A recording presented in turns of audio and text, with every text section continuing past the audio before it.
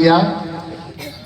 مجھے یہ حکم ہوا ہے کہ جب مولانا سالم صاحب اسٹیج پر آئے تو آپ بات ختم کر دیجیے گا.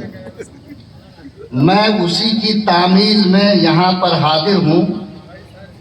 آپ نے باتیں سنی ہیں اور آپ باتوں کو سننے کی نیت سے یہاں بیٹھے ہوئے ہیں.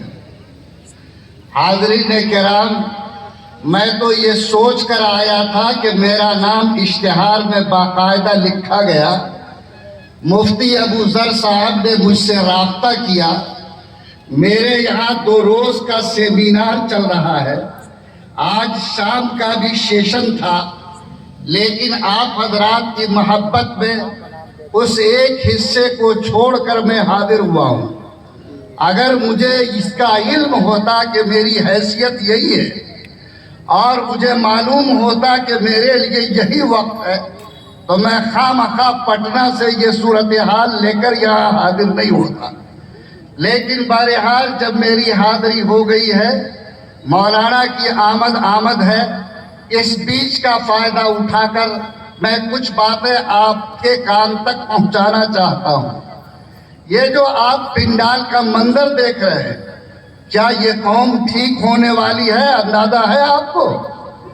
ارے ہے نہیں. آپ کس کی تقریر سنیں گے کس کی نہیں سنیں گے یہ طے ہوتا ہے. اور جب تک اس قوم کا یہ مزاج نہیں بدلے گا کہ یہ مولوی کس کا ہے، یاد رکھو اصلاح نہیں ہو سکتی. آج امت کو جوڑنے کی ضرورت ہے. تنکوں کو جوڑ کر آشیانہ بنانے کی حاجت ہے، چالاکی دکھانے کی حاجت نہیں.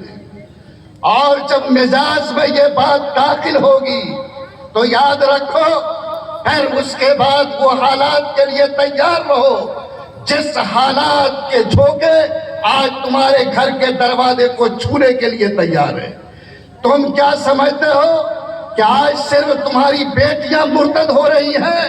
نہیں، آپ مرتد ہو رہے ہیں اور آپ ارتداد کے دروازے پہ کھڑے ہیں.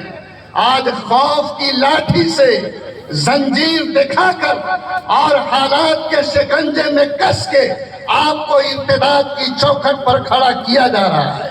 آج آپ کے نوجوان اس دہلیز پہ پہنچ چکے ہیں جہاں دیکھنے میں ان کی صورت ایک مسلمان سے ملتی ہو، نام پہ مسلمان کے چھاپ ہو، لیکن اندر کی روح ایمان کی حیثیت سے خالی دکھتی ہے.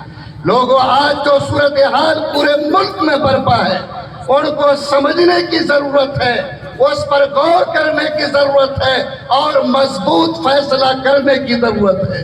آج مسلمان یہ سمجھتا ہے کہ ہماری تعداد اس ملک میں اتنی ہے، حالات کے جھونکے ہمارا کیا بگاڑ سکیں گے. میں آپ کو تاریخ کے حوالے سے 2 باتیں آپ کو سنانا چاہتا ہوں. یاد رکھو اس زمین پر عباسی حکومت 600 سال تک قائم رہی اور اس کا آخری تاجدار مستعصم باللہ، جس کے زمانے میں سن 1257 میں ہلاکوں نے بغداد پر حملہ کیا. لوگوں، یہ وہ حکومت کا تاجدار تھا جس کے حکومت کی سرحد میں سورج غروب نہیں ہوتا تھا.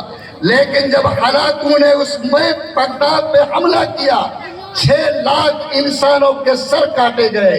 دجلہ اور فرات کی ندی انسانوں کے خون سے سرخ ہو گئی. اور پھر جب اس زمین پر مستعصم باللہ کو قید کر کے ہلاکوں نے جیل کی سلاخوں میں ڈالا اور کئی دن تک اس کو بھوکا رہنے پہ مجبور کیا، تو اس کے بعد اس مستعصم باللہ نے کہا کہ میں اب بھوک کو برداشت نہیں کر سکتا. ملازم سے کہا کہ ہلاکو سے کہو کہ مجھے کچھ کھانے کو دے. چنانچہ ہلاکو نے ایک تشت منگایا، اس تشت میں کچھ سامان رکھے اور پھر اس کو کپڑے سے ڈھک دیا. ملازم کو حکم دیا کہ لے جا کر مستعصم باللہ کے سامنے پیش کر دو. مستعصم باللہ نے بھوک کی شدت میں جلدی سے تشت کا کپڑا اٹھایا.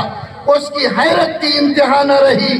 اس تشت کے اندر کھانے کا سامان نہیں بلکہ ہیرے اور جواہرات رکھے ہوئے تھے. مستعصم باللہ تڑپ گیا اس نے ملازم کی طرف حیرت سے دیکھا، کہا کہ میں نے تو کھانے کے لیے دانا مانگا تھا، میں نے تو یہ ہیرے اور جواہرات نہیں مانگے تھے، میں یہ ہیرے اور جواہرات لے کر کیا کروں گا؟ ہلاکو نمودار ہوا، سامنے آیا اور کہا کہ مستعصم باللہ تمہیں تو یہی کھانا پڑے گا۔ کہا کہ ہلاکو کوئی انسان کیسے کھا سکتا؟ کہا کہ سنو، تم اور تمہارے پرکھے نے اسی کو جمع کرنے کا کام کیا تھا۔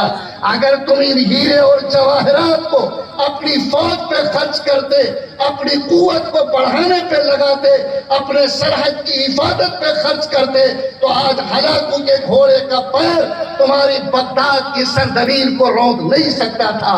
اور تاریخ گواہ ہے کہ چمڑا منگوا کر جو کچا چمڑا تھا مستعصم باللہ کے جسم کو لپیٹا گیا، گھوڑے دوڑائے گئے، اور جب تک اس کے جسم سے روح نکل نہیں گئی اس وقت تک گھوڑے کے ٹانپ اس کے جسم پر چلتے رہے۔